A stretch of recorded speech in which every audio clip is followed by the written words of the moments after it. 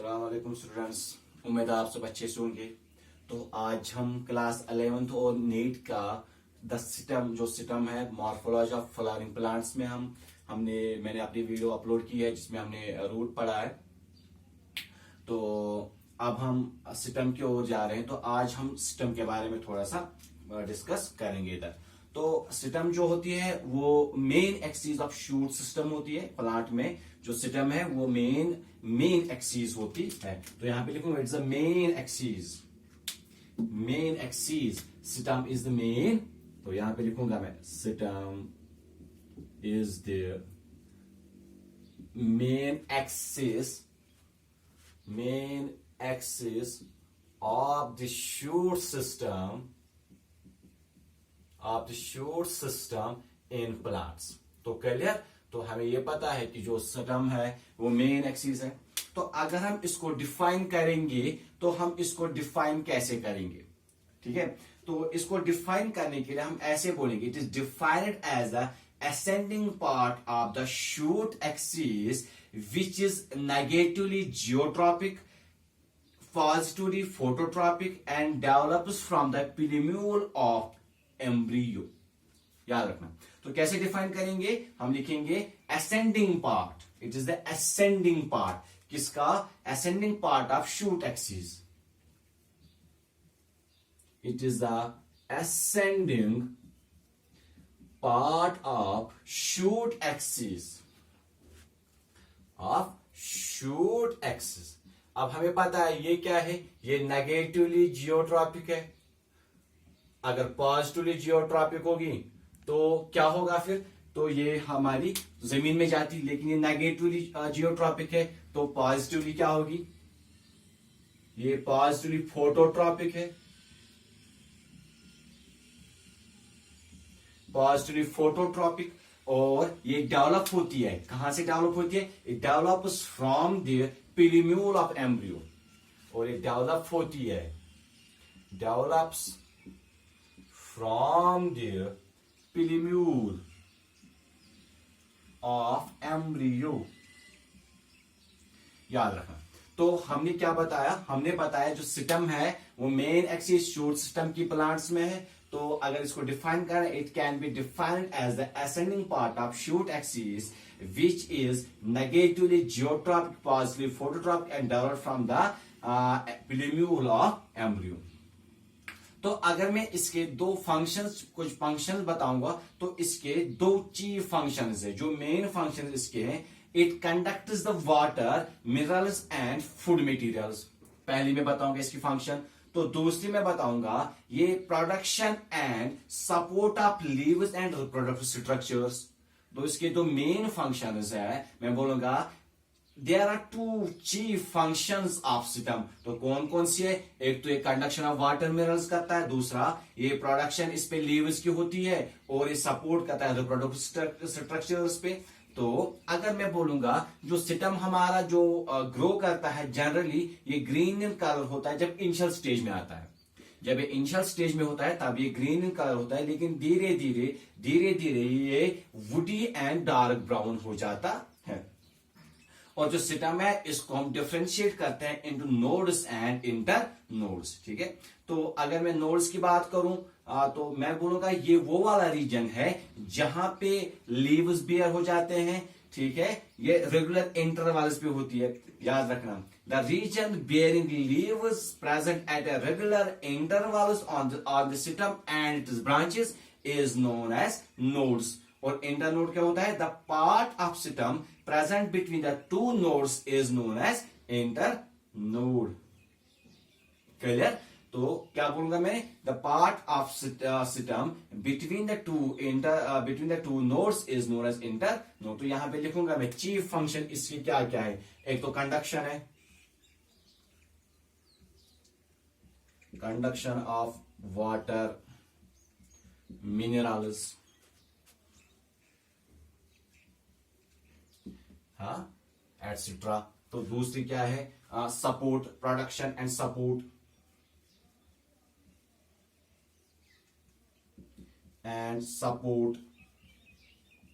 किसको देता है, of leaves, support of leaves.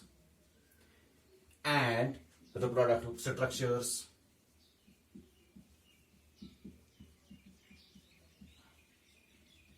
Reproductive structures. तो अगर मैं इसकी, मैंने अभी आपको बोला इनिशियली जो होता है, initially the system is green in colour, initially system is green in colour, ठीक है। और जब ये बड़ा बड़ा हो जाता है, later it becomes woody and dark brown, later becomes woody and dark brown, clear. तो इसके बाद अगर मैंने बोला आपको, इसमें क्या होता है, जो सिस्टम हमारा है ये डिफरेंशिएट हो जाता है इनटू नोड्स एंड इंटरनोड्स। यहां पे लिखूंगा मैं differentiated into nodes and internodes, ठीक है। तो अगर मैं यहां पे सिस्टम बनाऊंगा, मान लो ऐसे,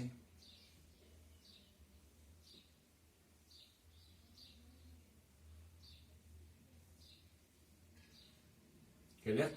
तो ये वाला क्या है, ये वाला इंटरनोड है, the part of stem between two node. ये नोड हमारा है, ये नोड है, ये भी नोड है। तो ये वाली जगह जो यहां से यहां तक है वो क्या है, इंटर नोड है। यहां पे लिखूंगा मैं, इट इज इंटर नोड।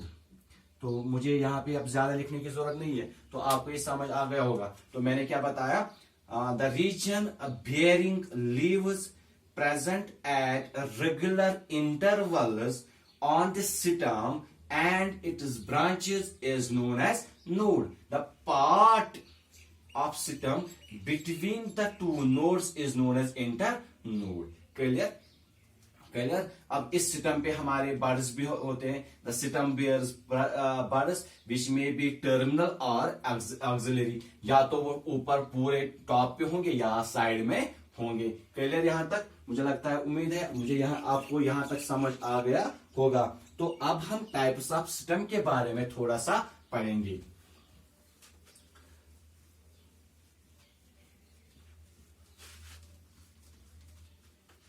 तो टाइप्स ऑफ सिस्टम थोड़ा बड़ा है, लेकिन हम इसको 2 या 3 लेक्चर्स में इंशाल्लाह कंप्लीट करेंगे। तो टाइप्स ऑफ सिस्टम,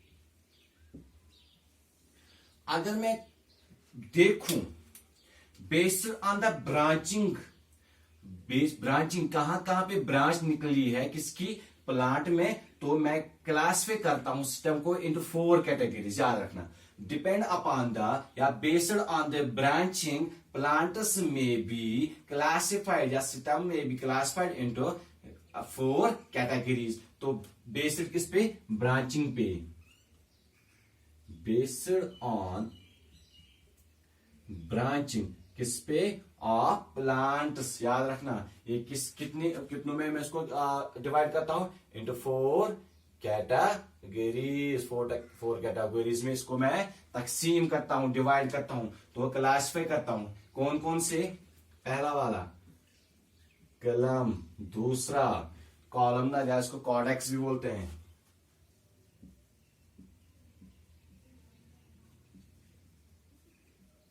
इसको हम कॉडेक्स भी बोलते हैं, याद रखना। तो तीसरा मैं इधर बताऊंगा आपको, तीसरा कौन सा है, तीसरा हमारा एक्सकरेंट है, तीसरा हमारा एक्सकरेंट, और चौथा हमारा डिकरेंट है। तो हमने बताया ब्रांचिंग के बुनियाद पे हमने डिवाइड किया है किसको, टाइप्स ऑफ सिस्टम को कितने, 4 किस्मों में। किस किस में, कलम में, कॉलमनर में या कॉडेक्स को बोलेंगे, एक्सकरेंट में और डिकरेंट में। तो अगर कलम के बारे में पढ़ेंगे, इसमें क्या है, तो 10 यहां पे लिखूंगा मैं इसको, पहले हम डिफाइन करेंगे कलम को। तो ऐसे लिखूंगा मैं, जो कलम है, आपने बैम्बो देखा होगा, ठीक है। तो अगर आप बैम्बो को अपने जहन में लाओगे, तो system is अनब्रांचेड, showing distinct nodes and internodes. याद रखना, imparting it's a jointed appearance. आपको लगता है अगर बैम्बू आप देखोगे ना, तो मैंने अभी डायग्राम बनाई थी वो ऐसी थी।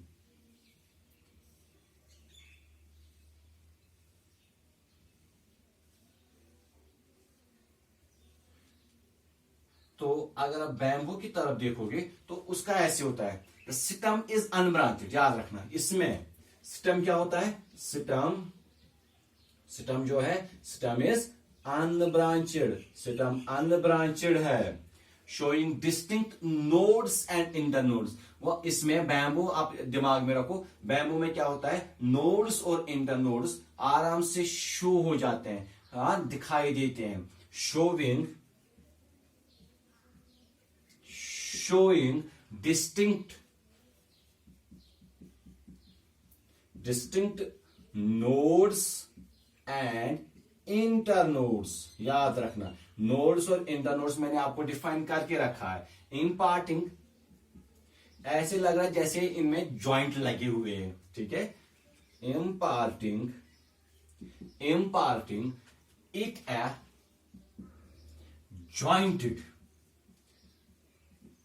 jointed appearance।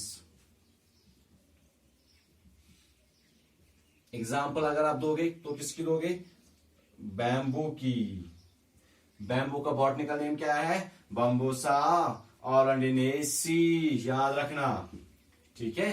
तो ये हमारा कौन सा था, ये हमारा कलम था। तो अगर मैं थोड़ा इसके आगे जाऊं, अब हम किसको करेंगे, अब दूसरे वाले को हम डिफाइन करेंगे। तो दूसरा वाला हमारा कौन सा है, दूसरा हमारा कॉलमनर, इसको कॉर्डेक्स बोलेंगे, कॉलमनर, या हम इसको कॉर्डेक्स बोलेंगे। तो अगर मैं इसमें आपको बोलूंगा, फैन पाम देखा है, ठीक है, या कोकोनट ट्री तो देखा होगा, बस दिमाग में nut palm, coconut tree, fan palm को आप दिमाग में रख दो, वो कैसे होता है, ठीक है। तो नीचे से लेकर ऊपर तो इरेक्ट सिलेंड्रिकल होता है, खाली उसके ऊपर छतरी टाइप होती है बनी हुई, ठीक है, याद रखना। तो कोकोनट ट्री में आप देखना होगा, सो नीचे से ऊपर तक वो बिना अनब्रांच्ड होता है ऊपर तक, हाँ, और क्या सिलेंड्रिकल होता है, गोल, पूरा ऊपर गोल, ठीक है, और खाली ऊपर छतरी टाइप लगती है, ठीक है, लेकिन इसके ऊपर गोल गोल निशान होते हैं, उनको हम स्कार्स बोलेंगे। क्लियर। इन कोकोनट ट्रीज अनब्रांच्ड, यहाँ पे trunk, the trunk is unbranched। अब ट्रंक हमारी क्या है, वो अनब्रांचेड है, किसमें, इन केस ऑफ कॉलमनर में। इरेक्ट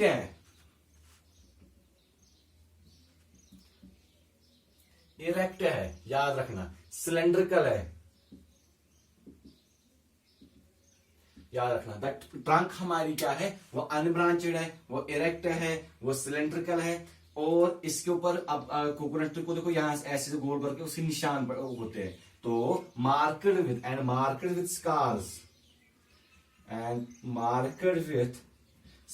स्कार्स उनको बोलते हैं, निशान को बोलते हैं। And remnants of fallen leaves, और क्या होते हैं, रेमिनेंट्स, निशान, रेमिनेंट्स ऑफ फॉलन लीव्स, निशान होते हैं जो इसके लीव्स गिरे होते हैं, जो लीव्स गिरे होते हैं इन प्लांट से। It bears a crown of leaves, मैंने अभी बोला वो छतरी टाइप ऊपर दिखता है। इट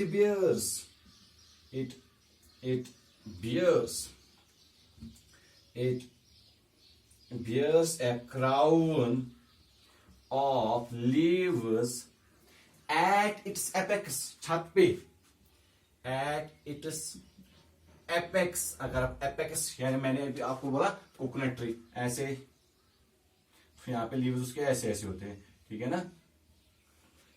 तो कोकोनट ट्री को दिमाग में रख के याद रखो, कॉलमनर और कॉर्डेक्स। तो एग्जांपल अगर मैं इसकी लूंगा, फैन पाम, कोकोनट ट्री, याद रखना, ठीक है, नट पाम, ये सारे, ये कोकोनट ट्री इधर है, ठीक है। ये सारे एग्जाम्पल किस में आएंगे, कॉलमनर और कॉर्डेक्स में आएंगे। क्लियर यहां तक। अब हमारे पास तीसरा है, कौन सा है वो, एक्सकरेंट। अब एक्सकरेंट के बारे में पाइनस देखा होगा, यूकलिप्टस देखा होगा, तो बस दिमाग में आपको यही छाप के रखना है भाई इसमें कौन ट्री आता है, तो वैसे इसको मैं लिखूंगा। तो अब कौन सा हमारा एक्स करंट है, अब हमारा x current,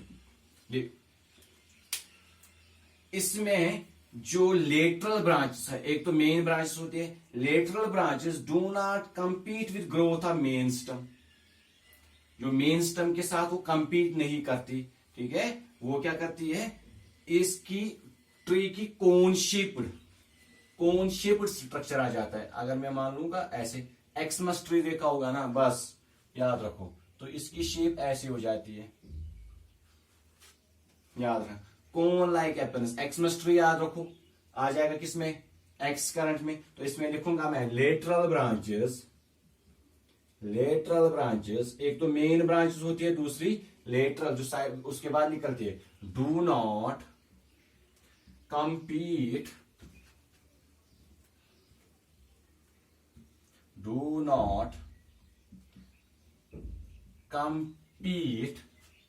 with the growth of main stem, with the growth of main stem, अब वो कंपीट नहीं करती इसके साथ, ठीक है। ब्रांच अपेयर एक्रोपेटिकली, पहले ज्यादा फिर कम कम कम कम, ऐसे याद रखना, branches grow acropetally, thus a tree receives cone-like appearance. So thus a tree receives a cone-like appearance. अब ट्री ने कैसी शक्ल ले ली, ट्री ने शक्ल ले ली कौन टाइप, जो मैं एक्सप्रेस में आपको बताया, एग्जाम्पल ले लो, एग्जाम्पल इसकी एक्स, पाइनस, इक्लिप्टस वगैरह वगैरह, ये हमारा कौन सा आ गया, ये हमारा एक्स करंट आ गया। तो अब हमारा लास्ट वाला इसमें आता है डी करंट। तो इसमें आपने बनियान ट्री देखा होगा, मैंगो ट्री देखा होगा, वो हमारा किस में आएगा, डी करंट में आएगा। अब उसमें कौन शेप तो नहीं है, एक्स करंट में हमारा कौन शेप था, लेकिन इसमें क्या है, डी करंट में। अब हमारा डी करंट जो है, तो डी करंट में क्या होगा, when some of the lateral branches grow more vigorously, याद रखना, जो प्लांट है इसमें क्या है, जो बाकी सारे ब्रांचेस है वो ग्रो करते हैं वाइग्रसली, बहुत ज्यादा से, और इसका जो ट्रंक है वो डिसअपियर हो जाता है आफ्टर, अगर हम देखेंगे, क्योंकि जो मेन एक्सिस इसकी वो सप्रेस हो जाती है due to suppression of the terminal bud. उसके बाद क्या हो जाता है, उसी को हम डी करंट बोलते हैं। अगर आप मैंगो देखोगे, उसकी फिर मेन वाली जड़ जो है, मेन ट्रंक जो है, वो दिखाई नहीं देती। क्या वजह होती है, वो क्योंकि लेटरल ब्रांचेस बहुत ज्यादा ग्रो करती है और हमारी सिस्टम जो है वो नजर नहीं आती है। एग्जांपल, अगर आप मैंगो ट्री देखोगे, बनियान ट्री देखोगे, शीशम का ट्री देखोगे, उन सब में यही पाया जाता है। उनमें कौन सी सिस्टम है, उसमें डी करंट सिस्टम है। When some of the lateral branch, यहां पे लिखूंगा मैं, when some of the lateral branches when some of the lateral branches grow vigorously, rapidly, grow more vigorously, बहुत ज्यादा vigorously, the trunk disappears। याद रखना, जिसका ट्रंक है, इसका मेन सिस्टम है, वो क्या हो जाता है, disappears after some distance। को दूर से देखूंगा मैं तो इसका जो ट्रंक है वो दिखाई नहीं देता, ठीक है, ड्यू टू सप्रेशन ऑफ, याद रखना, लेकिन किसकी वजह से, ड्यू टू सप्रेशन, क्योंकि जो इसकी मेन टर्म बार्ड होती है, main growth due to suppression of growth of terminal bud, due to suppression of growth of terminal bud, जो इसका मेन जो स्टम्प होता है, उसके जो बर्ड है वो सप्रेस, उसकी ग्रोथ सप्रेस हो जाती है। The form is known as the form is known as decurrent. याद रखना, तो उसको क्या बोलेंगे हम? Decurrent form. अगर आप एग्जाम्पल लोगे तो किसकी लोगे? मैंगो की, मैंगो ट्री। अब वॉलनट की भी दे सकते हो, वॉलनट ट्री हमारा इतना बड़ा है तो उसकी भी दे सकते हो, वॉलनट ट्री। हाँ, शीशम हमारा, banyan tree, walnut tree, banyan tree हमारा, वॉलनट ट्री हमारा, वगैरह वगैरह। ये सारे हमारे किस में आते हैं? टाइप डिकरेंट में। तो आज हमने बच्चा स्टम पढ़ा, और स्टम में हमने टाइप्स ऑफ स्टम पढ़े, उसमें हमने 4 पढ़ लिए। ठीक है, तो वो 4 हमने आराम से पढ़ लिया। आज कौन कौन सा हमने पढ़ा? अब देखो, तो एक हमने पढ़ा कॉलम पढ़ा, कॉलमनर पढ़ा, एक्सकरेंट और डिकरेंट पढ़ा। तो इंशाल्लाह नेक्स्ट वाले टॉपिक में हम मॉडिफिकेशन ऑफ सिस्टम के बारे में पढ़ेंगे। ठीक है, तो उम्मीद है जितना भी आज हमने यहाँ पे पढ़ा तो आपको बड़े अच्छे से और आराम से समझ आएगा इंशाल्लाह। तो कोई भी क्वेरी हो तो आप क्या करोगे? आप मैसेज डाल दोगे या कमेंट में लिख दोगे, सर यहाँ पे हमें कमी नजर आ रही है, तो वो हम फुलफिल करने की कोशिश करेंगे। और जितना हो सके आप हमारे वीडियो को लाइक करो, सब्सक्राइब करो, ताकि बेल आइकन दबाओ, ताकि हमारे वीडियो आपको हर रोज पहुंचे। कोशिश करो आपकी इसको 480 में या 360 पिक्स में देखो, क्योंकि अभी नेटवर्क 2G चल रहा है। तो जब इंशाल्लाह 4G नेटवर्क स्टार्ट होगा तो फिर आपको इसकी टेंशन नहीं होगी, लोड नहीं हो रहा है सर, ये नहीं हो रहा है, तो वो कंप्लेंट आगे से फिर नहीं आएगी। तो इंशाल्लाह नेक्स्ट वाले वीडियो में हम मॉडिफिकेशन ऑफ सिस्टम पढ़ेंगे। तब तक के लिए खुदा हाफिज।